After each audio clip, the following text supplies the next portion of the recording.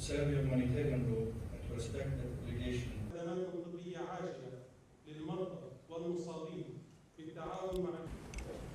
We gather today with hearts burdened by sorrow, yet steadfast in faith, following our pastoral mission to Gaza, a land bruised by prolonged affliction and pierced by the cries of its people.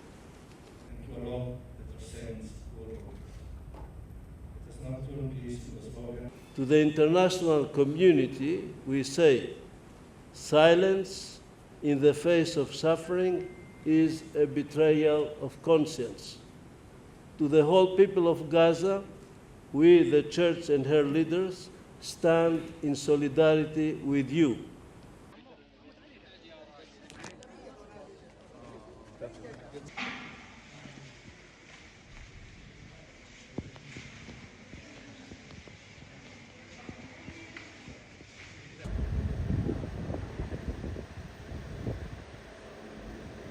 I want to start with a quotation from the second to Corinthians. Humanitarian aid is not only necessary, it is a matter of life and death. Refusing it is not a delay, but a sentence.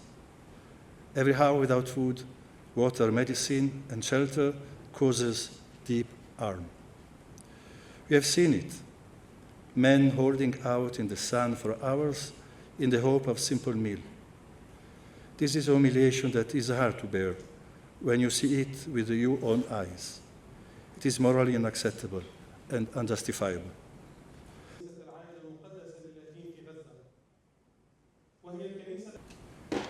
It is time to end this nonsense, end the war, and put the common good of people as the top priority.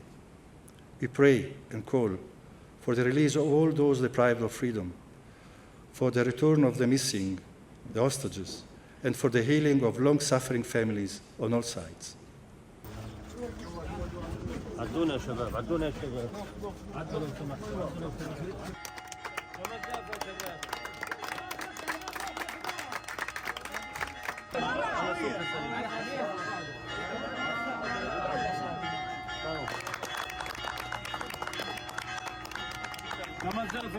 Gaza is almost totally destroyed, and no one is exempted. It's not the first time it happens. It happens also in the Holy Family more than years ago, St. Porphyrius, in the first weeks of the war, and every time was a mistake. Maybe it's a mistake, I don't know, because when you keep bombing everywhere, but we cannot have proof everything. I suppose, we hope there will be an investigation and we'll clarify.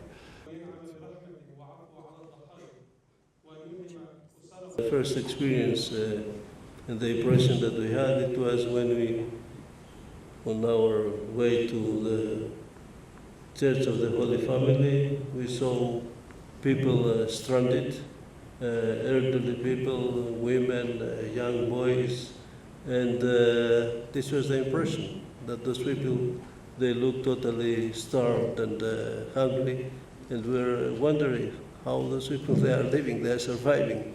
No food, no water, no place to live. We saw some tents which actually were made of paper and nylon.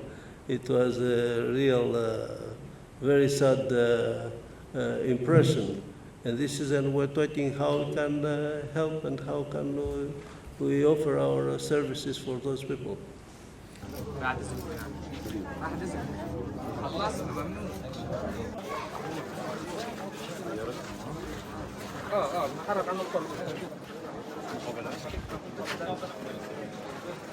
ليه مش هجيب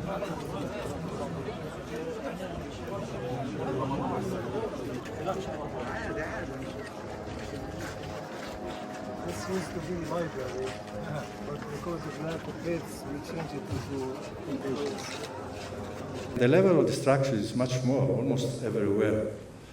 What struck me when I went to see the Rosary schools, Rosary Sister School, was in the midst of a very living quarter of city of Gaza. When I arrived there, I couldn't recognize. There was simply nothing. Nothing. Totally erased. Totally erased. Was totally death there. So this make a very strong impact about the change of the life there. Then, of course, the starvation. Starvation, you don't see starvation, you experience starvation.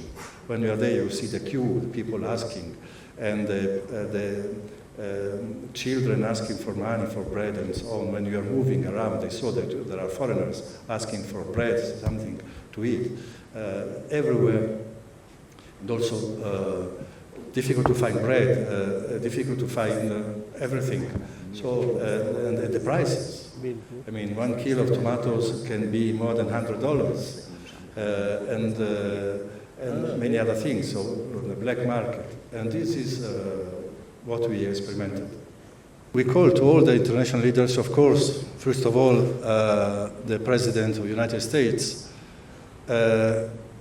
to be proactive and to take an important role in order to stop these devastation, human devastation, and so on. In the first weeks of the war, and every time was